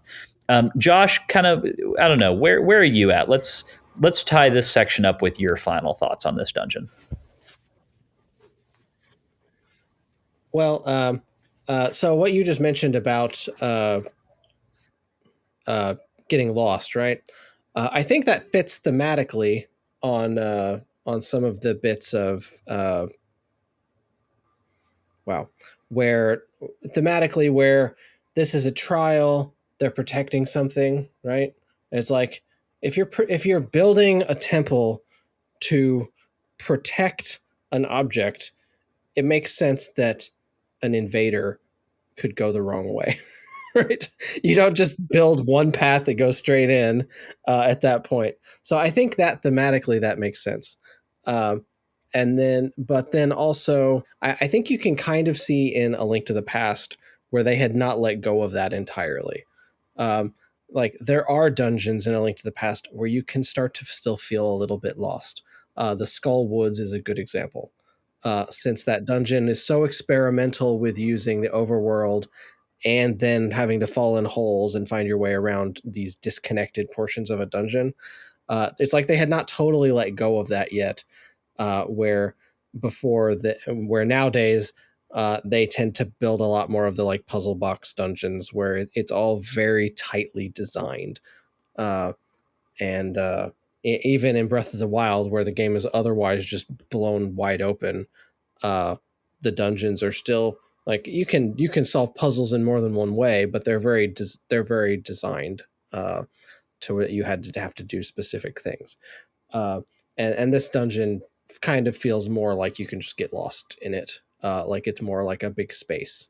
And I'm okay with that, but also totally understand and have lived the frustration of spending hours in this thing going the wrong way. However, there's two things about this dungeon you all may not have noticed I wanted to share just with everyone. Since we're all using save states and rewind so much, this dungeon actually acts differently than the other ones. First, if you game over in this dungeon and you hit continue, you will start at the beginning of the dungeon. If you hit save, anytime you hit save in this game, it takes you back to the title screen. Then you will still start at North Castle. But if you hit continue, it will just start you at the beginning of the dungeon. The other thing that I didn't know the first few times I played this and even was really frustrated with, because even with save states, sometimes you get to Link's Shadow and you have like one hit. And even with the little stabby trick, he can still hit you occasionally. He'll jump just right and get you, right? And then it's like, well, I have no lives left and I have no health left. I don't want to have to do all that and fight Thunderbird again. How am I going to do this? Thunderbird permanently dies. It does not respawn ever. It is considered a boss like any other boss in a dungeon. And so if you game over and you go back, even if you just hit continue and go back to the beginning and walk through the whole thing again, you will not have to fight Thunderbird. And that's huge. That really is. And it's good to know that the designers of this game did incorporate some slight amount of, I guess, difficulty dampening mechanics here in this final dungeon. Something to offset the threat of having to lose potentially hours and hours and hours of gameplay if you take a hit at the wrong time. And especially when you think about this game being designed in a time before rewind and save states, people playing this on an NES and being completely at the mercy of lives and game overs and having no recourse against that really. It's definitely good to know that there were some considerations made to try and offset that just a little bit. So that's definitely a great tip, Josh. And especially, I know we have listeners who have not been playing this game along with us and are just kind of listening for our thoughts and whatnot. Definitely glad to hear that spoken here, just in case any of those people ever do want to dive into this. Now if you come up into that situation and you do perish against Link's Shadow, and you get a game over, all is not lost. You're not going to have to replay too much more game than would be considered otherwise fair. Did you have anything else that you wanted to say about this palace before we move on, Josh?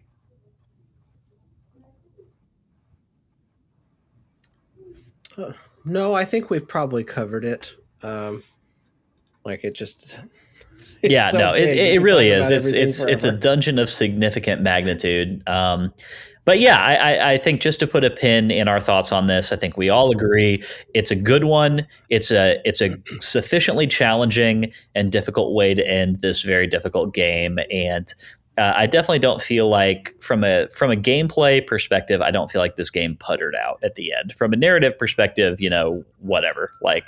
Sure, a little anticlimax is to be expected, but yeah, definitely a good closing chapter to this game, especially when we're just kind of judging it on the terms of what this game is. We'll have more all-encompassing thoughts about the game on a overarching level in our recap episode. But yeah, for what this game is, I feel like this was a very good ending for it. Let's go ahead and get into the lightning round, which in these 8-bit games consists of part 4, 5, and 6, where we just kind of move through them pretty quickly because there's really just not all that much to dig into. Let's start with part 4, which is Bloopy Trails, where we talk about interesting things that diverted our attention this week. And I'm just going to go ahead and get mine out of the way and say that I don't even have one. I'm not even going to try to scrounge one out of thin air. I loaded in. I went straight to Old Kasuto Town, through the Valley of Death to the final dungeon, and beat the game. I did not do anything extra. Matt, was your experience any different? Nope, it was exactly the same. Rock on. Josh, did you snatch a Bloopy Trail from the jaws of whatever this is, this last portion of the game here? Uh, no, and there's a pretty good reason for that, actually. Because unless you just have some level grinding to do, right? It's pretty difficult to finish this game and not 100% it. You're not required to get every heart container. So you could have that left over if you wanted to. But you have to get every magic container to learn the Thunder Spell. So by this point in the game, you actually have to have explored pretty thoroughly to even complete it in the first place. A couple of those magic containers. Is there any line of text or anything that the old man in Old Kasuto Town says to you to indicate, like, if you don't have the requisite number of magic containers, that you've got to get them and come back? I don't know. I've never actually checked. In part because like the most annoying magic container that's easy to miss is the one in Death Mountain. But you can also miss the one in Maze Island if you just don't walk that way because it's in an invisible tile. I make a point to never miss them so I don't have to go back and do it. I should probably check sometime. But no, there's not anything else, but the game's kind of then let's get on to the part of the Sacred Realms rundown where we actually probably will have a little bit of something to talk about. That would be part 5, which is Z targeting, where we lock on to fascinating characters or enemies that we happen to cross. And I'm a selfish person, so I'm going to go first, and I'm going to claim Link's Shadow. I knew you were going to. Yay! Cool. Haha. Yeah. Sorry. That's what you get for giving me an opening here, Matt. I didn't have an opportunity to cut you off. Well, that's why this plan was so magnificent. It was foolproof. Yeah, Link's Shadow, I think, really cool final boss just thematically. Again, we've already talked about how neat it is to see the genesis of this concept in the Zelda series that does kind of recur. I thought this was just a really cool moment, and even though, we've had some conversation about the ways in which this enemy is different than similar versions that we've fought in later games, it's still similar enough to where I had a very cool aha moment when I realized what was happening. And to your point, Josh, I think that this is something that, especially for somebody who's a longtime fan of the Zelda series and has played most of them, this was something that was about as cool to me, at least conceptually, as the final Ganon fight in Ocarina of Time. It had a similar level of magnitude, and I don't know, I found it to be a really neat moment, and I very much appreciated that this is the way in which we were going to end the game. Because like I said before, I really like Dark Link, Shadow Link, Link Shadow. I like all of those things as concepts. And it just felt very appropriate to end the game on that enemy. So, Matt, I will now send it over to you, and you can try to follow that up. Oh, there you are. Sorry, Gatsby was making quite a ruckus, and I was wondering if he was okay. But he is. He's here. He says hello. Hey, Gatsby. Okay, my Z targeting will be the Thunderbird, I guess, because I thought this character design was really cool. Very unique, not only for this game, but for the previous game, and really kind of one of the most unique character designs and bosses that I can really remember from most any Zelda game. I think it was a great boss, very difficult, and utilizing the spell that we got I sort of in the dungeon, but for the dungeon, obviously. So utilizing that specific spell to make it damageable. Learning its pattern was really fun. I think that gave me a big sense of accomplishment for figuring out how to get it to a place where I could damage it more easily. That was a very satisfying and gratifying thing that I haven't really experienced very many times in Legend of Zelda or Adventure of Link before. So I will say, just before I pick someone, if you haven't seen it yet, I actually just put it in Discord for you. Katsuya Terada's artwork of Thunderbird is really cool. The thing is That- creepy. That is terrifying, but also our Lord and Savior Katsuya Terada once again cranks out just an absolutely badass piece of Zelda art. I had He no also has one for Dark. Oh Link yeah, that like there's yeah, where Link's he's like Shadow. It's wrestling with it. amazing. Yeah. Oh, it's so good. I feel like a bad Terada fan right now, but I did not even realize that there was Terada artwork for Zelda 2. I haven't seen any of it, and now that's going to send me down a rabbit hole. I'm sure Melora has it all documented. Well, I need to reach out to Melora because it's probably been too long since I chatted with her anyway. So there you go. But yeah, woo, man, that's cool. My That is choice, cool. I'll just go with the only other character that shows up at the end of this. That's not Zelda.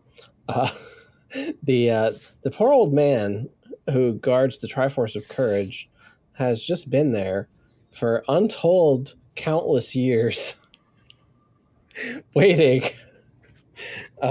Maybe he is a Sheikah monk of some kind. Who knows? But old man just Go and bring peace to Hyrule, y'all. stuck there. So yeah, I just feel bad for him. Yeah, and it doesn't seem like he even has a nice, comfy stasis chamber to have like existed in for millennia. So you got to appreciate the commitment, no doubt about that.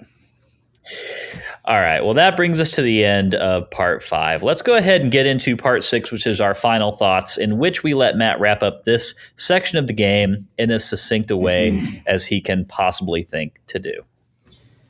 So we have finally come to the end of our adventure with the infamous Zelda 2 in a appropriately excruciatingly difficult dungeon with 2 very hard bosses that have really, assuming you fight them the legit way, push the boundaries of your combat capabilities, your magical capabilities, and your strategy for dungeon diving in this game.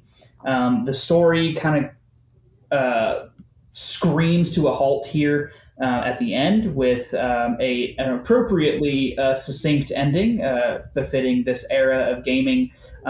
But we can definitely say that this game, gameplay-wise, did not putter out at the end. It stayed consistent to its vision for a punishingly difficult game that pushed you as a player to the edge of your capability in every encounter.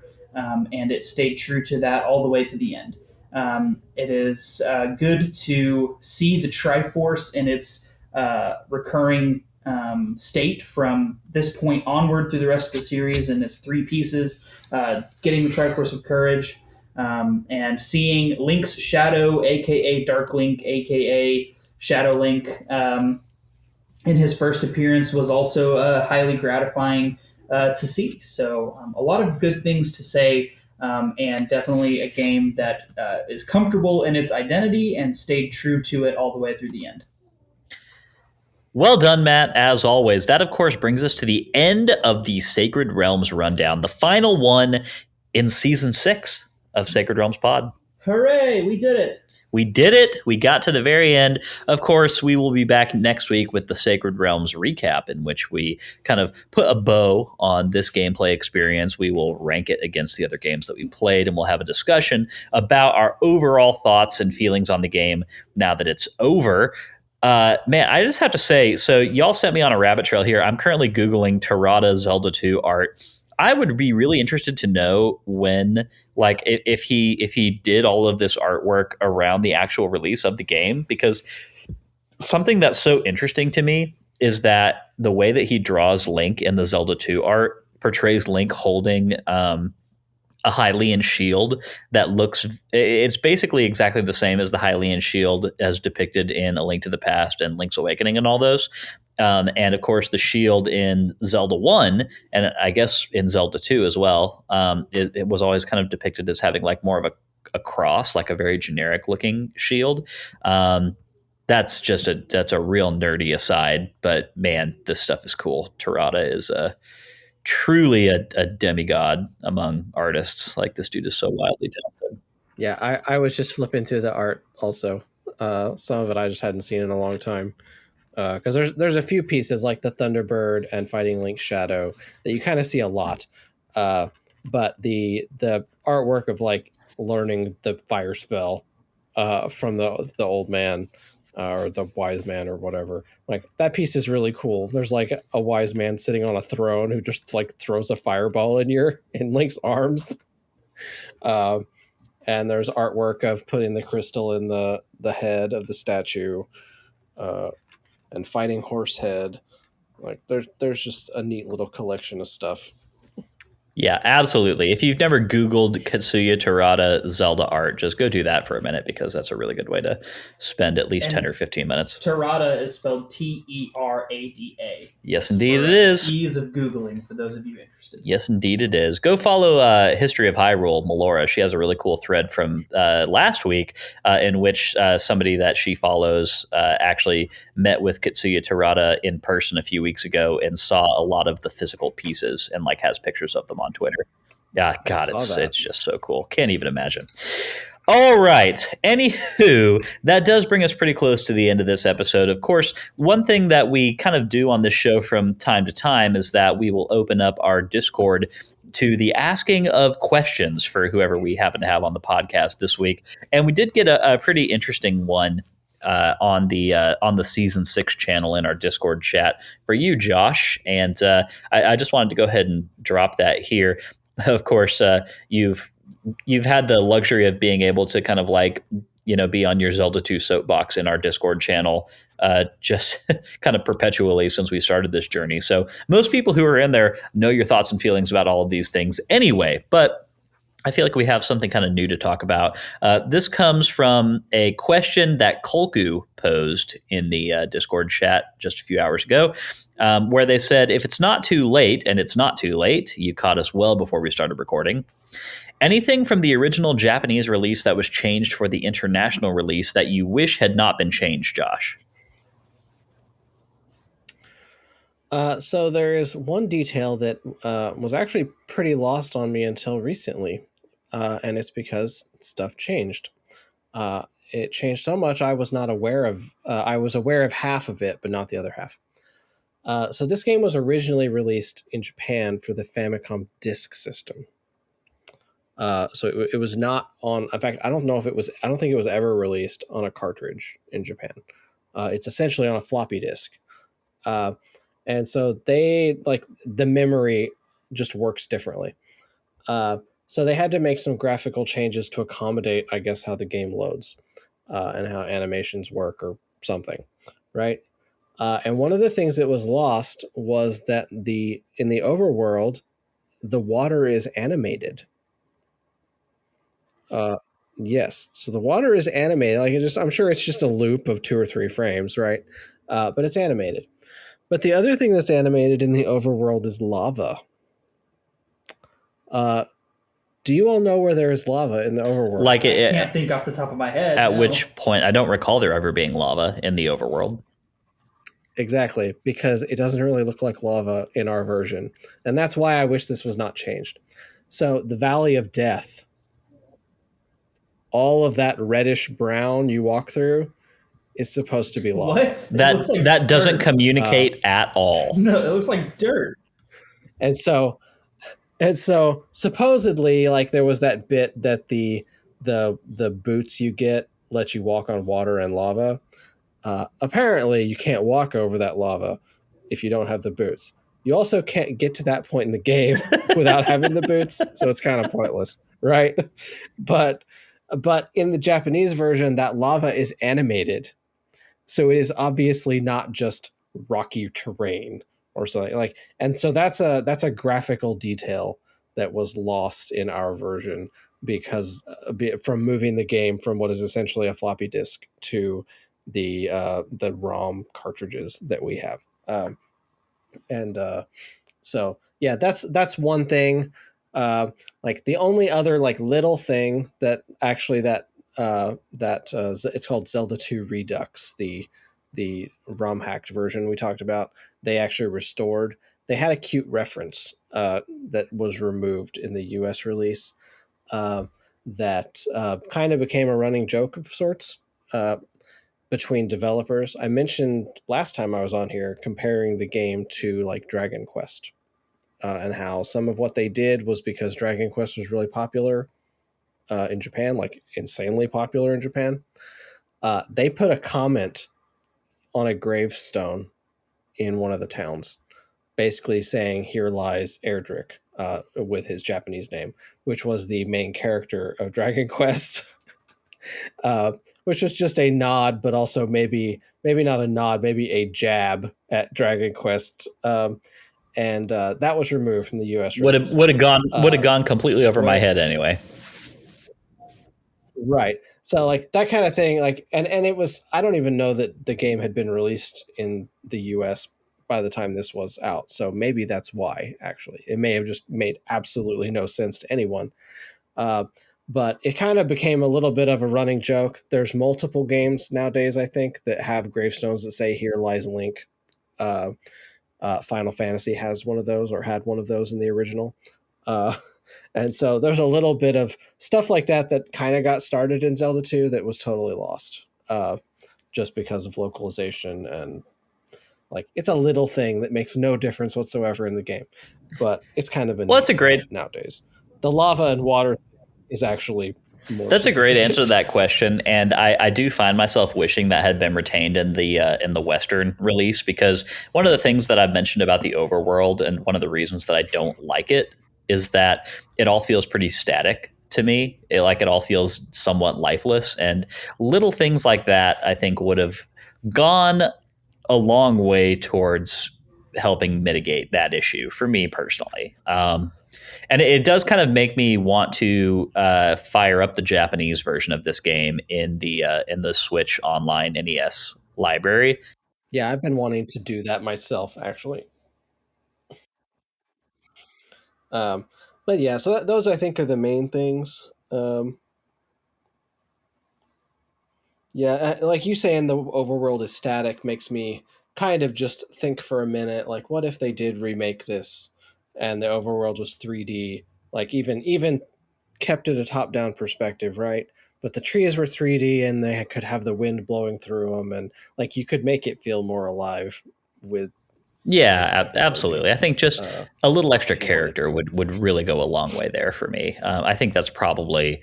I need to think about it before I render a final judgment, and I'll get back to this next week. But I think that's still probably my biggest disappointment with this game is the overworld generally, and how little it engaged me. But again, I'll say a final word on that next week. We'll see where I net out with it. I need to sleep on it a little bit, but. Yeah, I just need to get you to play more games with these kind of overworlds. Okay, you can try, Josh. You can sure try. Oh my gosh. Okay, Kolku, we really appreciate that question. Really good one. Again, this is the kind of conversation that we're having all the time in our Discord chat. We have a really good little community there. It's a lot of fun, and if you listen to the show and you enjoy it, and you're not in there, then I really encourage you just to go pledge $1 to our Patreon and get in the Discord, because it truly is just a great time in there. There's a lot of interesting little nuggets, and that's only going to continue as we get into other games past this one, with Wind Waker being next.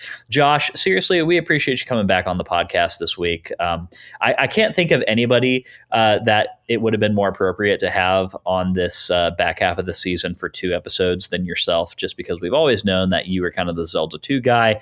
And if there's anything that this game needed for us in trying to talk about it objectively, it was somebody who has a favorable opinion of it and the ability to kind of like speak to some of these decisions and and somebody who can kind of like advocate for a lot of the things that are happening here. I definitely, speaking for myself, but I think probably also for Matt, I think that has actually been a big boon for us in,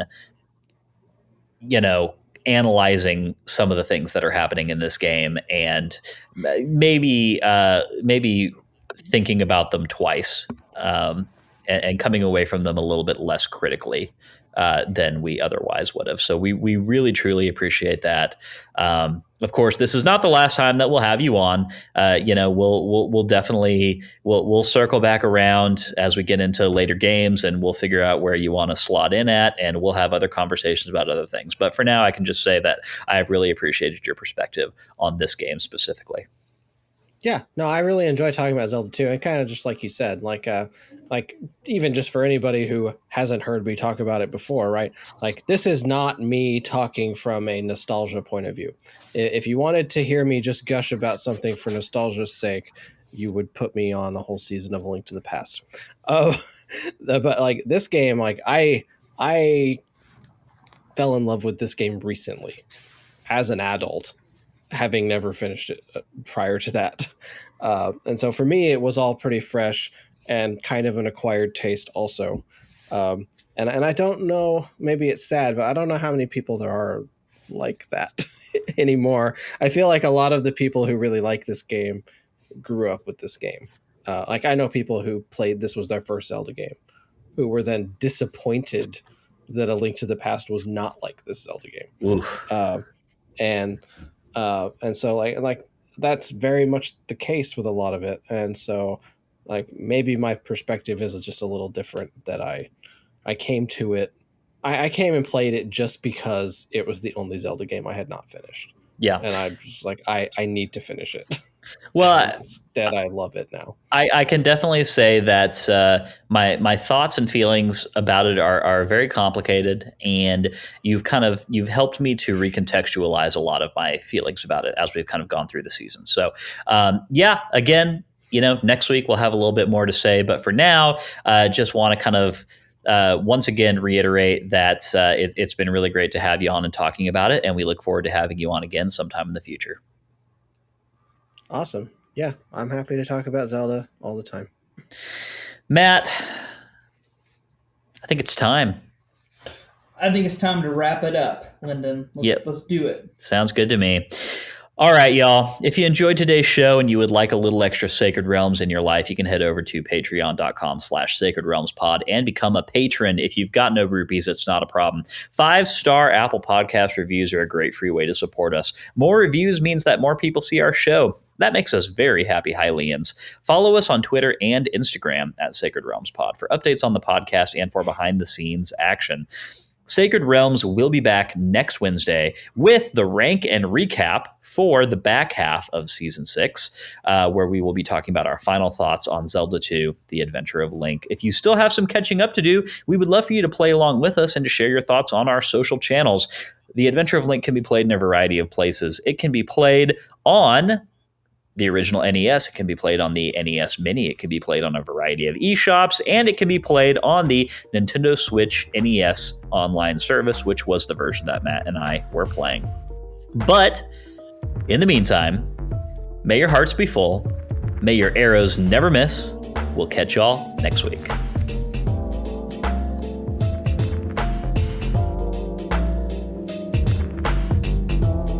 Sacred Realms is an independent podcast production, which is produced, edited, and mixed by me, Lyndon Willoughby.